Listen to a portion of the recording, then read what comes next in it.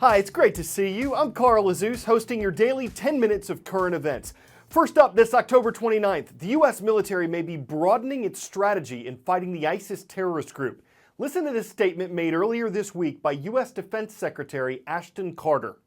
We won't hold back from supporting capable partners in opportunistic attacks against ISIL or conducting such missions directly, whether by strikes from the air or direct action on the ground. Those last three words, on the ground, are getting a lot of attention. The U.S. has been conducting airstrikes against ISIS for months. Last year, the Obama administration repeatedly said no U.S. boots would be on the ground, meaning Americans would not be in direct combat with the terrorists. But afterward, some U.S. officials suggested that might be necessary to defeat ISIS. And now it appears the U.S. is getting ready to put combat troops in action. The president, as commander-in-chief of the U.S. military, has not made a final decision on this. The White House says it's one possibility being presented. ISIS has taken over large parts of Iraq and Syria. Iraq's government says it already has enough soldiers on the ground and that it does not want American or any other troops joining its fight against ISIS. But as far as Syria goes, the situation's more complex, and it threatens to become a proxy war when external countries face off indirectly by giving military assistance to different groups that are fighting.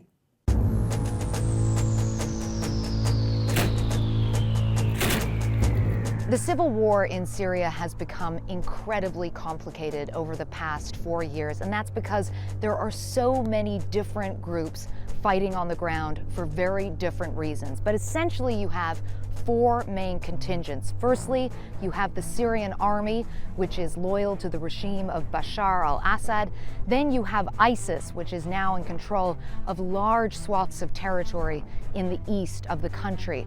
In the northwest, you have various Islamist groups and also some moderate groups who are fighting primarily against the regime, but also against ISIS. And then here in the northeast, you have mainly Kurdish fighters with the YPG who are fighting against ISIS.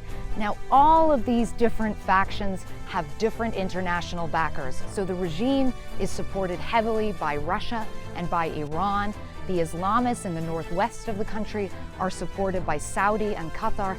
And the U.S. has also given limited support to some of the moderate groups in the northwest, but also to the YPG here in the northeast. Now, recently, the Russians have dramatically increased their involvement in this conflict, launching hundreds of airstrikes on various rebel groups that are fighting against the regime, and also supplying the Syrian army with sophisticated weapons.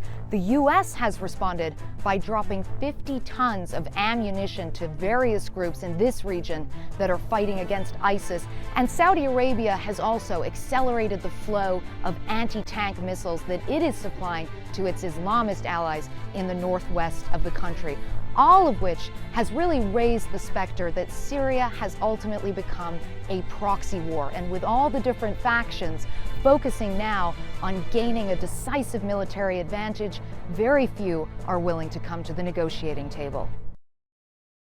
249 miles over our heads, astronauts on the International Space Station recently discovered they're not alone. It's not aliens, though, it's bacteria, specifically Corynebacterium and Propionibacterium. Scientists think it just hitched a ride on space cargo to get to the station. Many of us have encountered both of these bacteria. The first one causes respiratory infections, the second one, acne. But that's on Earth. Scientists think weightlessness could cause bacteria to behave differently. And as NASA aims for longer, farther missions away, like one to Mars, they're keeping close tabs on bacteria and astronauts' health. The International Space Station orbits the Earth every 90 minutes, traveling about 17,500 miles per hour. But daily life in lower Earth's orbit is hard work, and at times complicated. Even getting clean is a challenge. No shower here. Instead, they use towels, wipes, and a rinseless shampoo. On board this $100 billion research laboratory, there are never more than 6 crew members at a time.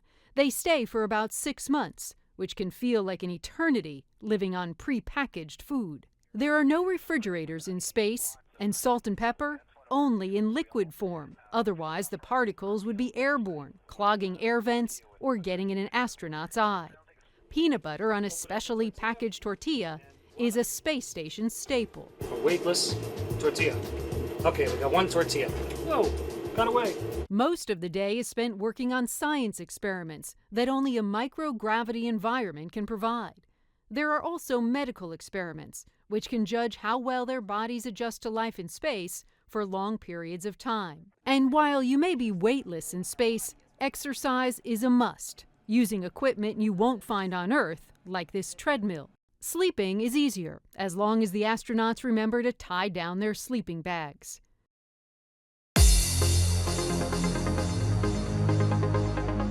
Any guesses on where you'd find the capital city, Manama? It's in one of the smallest countries in the world. For the first time on Roll Call, we're visiting viewers in Bahrain. Got a request yesterday from Modern Knowledge School in Jaffair. Next to Southeast Texas, not too far from Houston, we heard from Bowling High School. Hello to the Bulldogs of bowling. And in the city of Warwick, Rhode Island, it's good to see the Hurricanes. Warwick Veterans Memorial High School is on the roll. A former commanding officer in the U.S. Coast Guard said, "We protect those on the sea, we protect America from threats delivered by sea, and we protect the sea itself." For the 42,000 plus active military members in the Coast Guard, missions can look very different from base to base.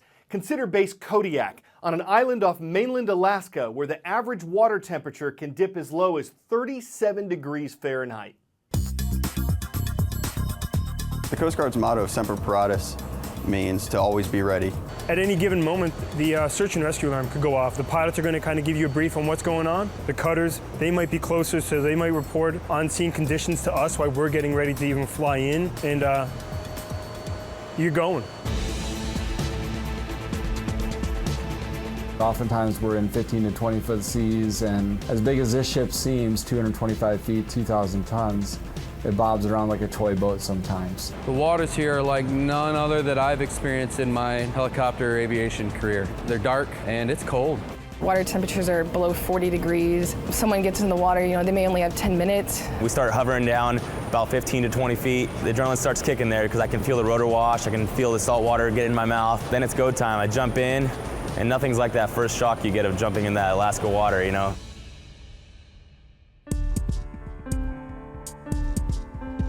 The Coast Guard is the nation's oldest naval force. We were formed August 4th, 1790 by Alexander Hamilton, and since then we have been involved in every armed conflict that the United States has been a part of. Base Kodiak is the largest Coast Guard base in the Coast Guard in terms of personnel. Our area of responsibility is the whole state of Alaska, while some places down south are just a part of a city or half of a state. Just for us to transit from Kodiak to our most distant responsibility is equivalent to transiting from Oklahoma City to Los Angeles. Our primary missions are search and rescue, law enforcement, and Alaska fisheries enforcement. If it's crab season or halibut boats are out there, we're waiting for the big storms to hit. You could see how the weather changes in a heartbeat. 1 minute it'll be flat calm, and the next you're in heavy seas, fog, snow, rain. In the Coast Guard, we say we train like we fight. We all take it very seriously, and it shows. Our pilots and aircrew become extremely good and proficient in flying in all sorts of places.